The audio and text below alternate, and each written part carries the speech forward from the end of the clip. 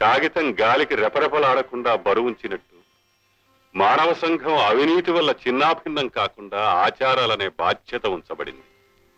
అంతేకాని వాటి పేరుతో మనిషిని వేరు చేయడానికి కాదు.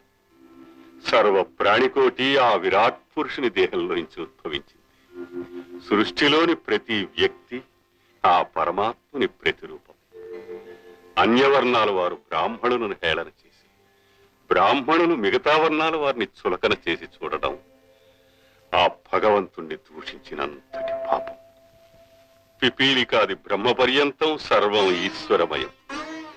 ఇన్ని కోట్ల ఈశ్వర ప్రతిరూపాల్ని అందించే ప్రతి కులము గొప్పది. అన్ని కులాలు సమానమే. ఈ నా నిర్ణయానికి మీరు కట్టుబడాలని, మీరు నాలాగే మారిపోవాలని నేను కోరుకోను. తప్పో నా నిర్ణయం నాది.